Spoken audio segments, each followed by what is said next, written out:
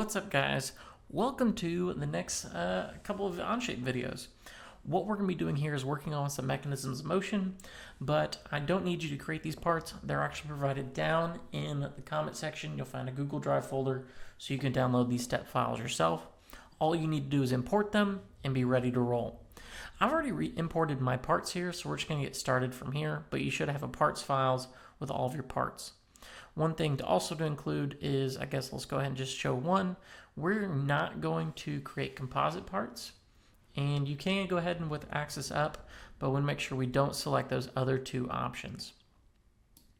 Let's now go ahead and create a new assembly so we can start with our spur gear, or our rack and pinion system. So I'm going to click on my spur gear. Let's bring that one in. Let's go ahead and bring the rack in as well. Now the orientations aren't the greatest, but I'm just going to move the rack off to the side for now, and let's focus on this spur gear. We're going to hit M for mate, and that's going to create a mate surface for our spur gear. We're going to do something I've never done on this channel before, and that is using the origin point in our assembly. So I'm going to click on, I need to select the center of the spur gear, so I'm going to hover over this face, hold down the shift key, and go to the center of that spur gear. Click once, and then, we got to do a little bit of thinking. And then the other mate we're going to use is actually going to be our origin point. So if we hover over the origin point, I can't get any bigger than that, we can actually choose three different directions. I'm going to choose the one where the flush or flat face of this mount is going to be pointing towards the right. So I want the Pac-Man symbol where that axis up is going towards the right.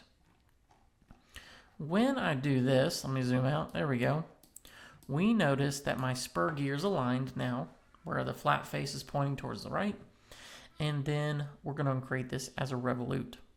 If I click play, hey, look at that, looks good. Hit the green check mark. And now we're ready for our next mate.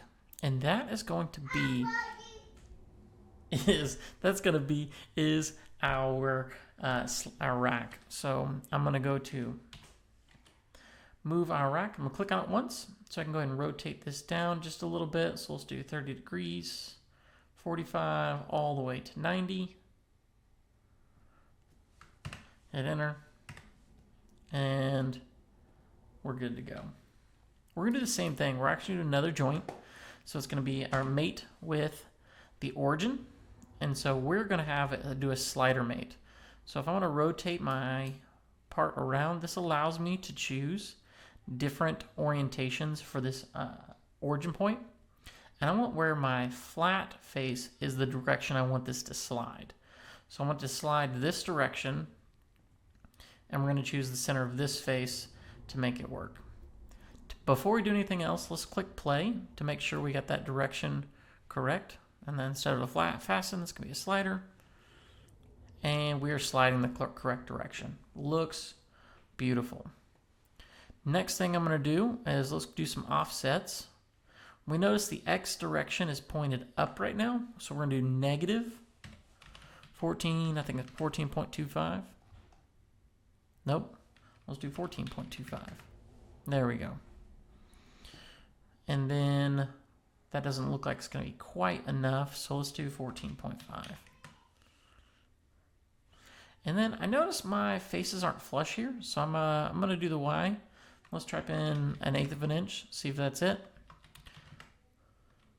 And then it looks like a 1/4 inch set in is our answer. Go ahead and play again just to make sure it slides the correct direction, and it sure does. Alrighty. We are ready now to do our rack and pinion relationship. So up here on the top, you have rack and pinion relation. It's going to ask which two mates. Well, we're going to only have two mates to choose from.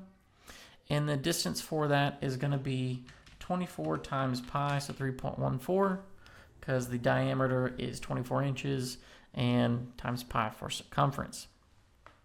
I believe I'm going to have to reverse direction. We'll test it out here in a second. Click the green check mark, and nope. Yeah, well, let's go back there and let's fix that direction. Hey, look at, there we go. Now, like I said, these teeth will not match up perfectly. So after a while, there is some misalignment, and that's just because we shoot for progress, not perfection. And by the time I had this rack and pinion made, I found out there was that small error in that dimension. But in any case, we've made a rack and pinion system in OnShape using only 2 parts and the origin to show that relationship for mechanism of motion. What we are going to do now is we're going to hop on over and we're going to create our piston and slide now. All right, now let's make our crank and slide. Now, it's not going to be too bad, too difficult. It is going to be a little particular, similar to our rack and pinion on making this part. So let's just kind of go through step by step on making it happen. I'm going to click on plus, new tab. Let's create a new assembly and let's pull in the parts that we need. The first one is going to be, well, let's also make sure the camera's, not crooked. Let's click insert, and then we're going to do the piston and slide. We're going to do the disc, and then we're going to do beam type 2. Doesn't really matter too much where these pieces are at. For right now, this works okay. Due to how the fact that we pulled these parts in though, these are considered individual parts. We don't want that. I'm going to go ahead and group them. So I'm going to click on group. We're going to go ahead and group our slide, all the parts making up our slide together. And I'll go ahead and group up the disc with that pin. And then looking good there. This allows me to move things out of the way as entire parts rather than have to do an individual, and it also helps cut down on our mates here in a little bit. We're going to do the same thing we did earlier. We're going to mate this disc to the origin point. So I'm going to hit M for mate. We're going to say this disc is oriented. I'm going to zoom in. I'm going to rotate down to where I can get the correct direction on that. I guess it really doesn't matter too much, but for the sake of here, I'm going to have it pointing out to the right where that flat face is. Instead of fasten, it's going to be revolute. Click play. Notice here, it doesn't look like it's moving. Well, that's because this is a preview between the disc, not the peg, and the origin plane. I know if I hit check though, that this will rotate kind of as expected, and it looks okay. All right, what I am going to do before I even do anything else though, is I'm going to go ahead and move this, rotate it 90 degrees. So I'm going to go ahead and click on the disc, and I'm going to rotate it 180 degrees. So I'm typing 180, hit enter. It doesn't like it. Let's try it again. What happens if I click on the center of this disc? Let's make our origin inactive. Let's click on the disc. Let's rotate this 180 degrees now. Still doesn't like it. That's right. You know what? I know what the deal is. We have to go to the back side, because we're going to rotate from the center 180 degrees. Let's do 180. There we go.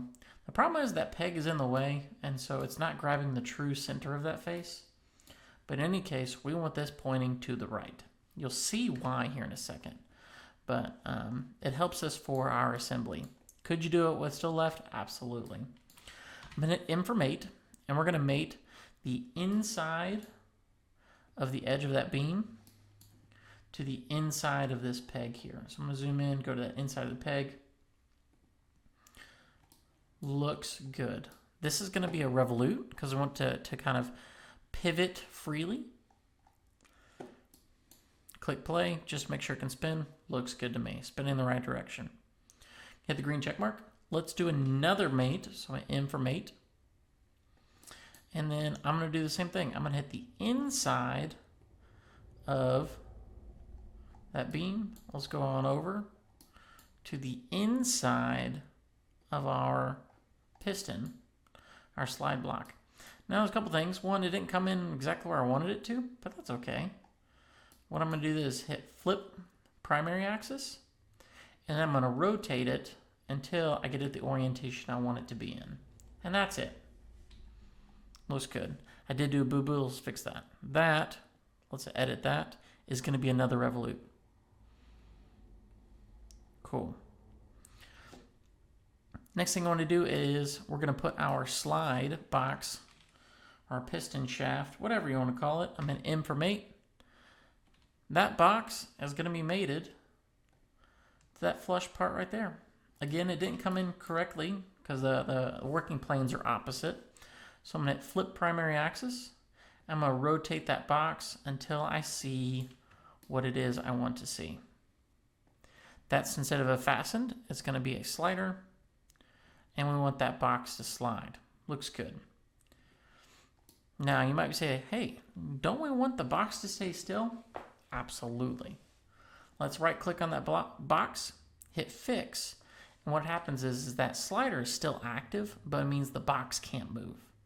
So when I go in here to animate our Revolute 1, boom, look at that. Let's go ahead and bump our steps up so we can see that a little bit smoother action. And a step reciprocate, let's do a loop. And there we go. I don't know about you guys, but that is some pretty smooth action.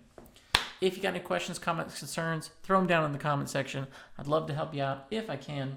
Hopefully these videos have been helpful. Feel free to reach out. If you'd like me to do anything special, please, if these videos have been helpful, like, subscribe, do all that good jazz, and I will catch you guys in the next video where we're going to do the other two mechanisms. Take care.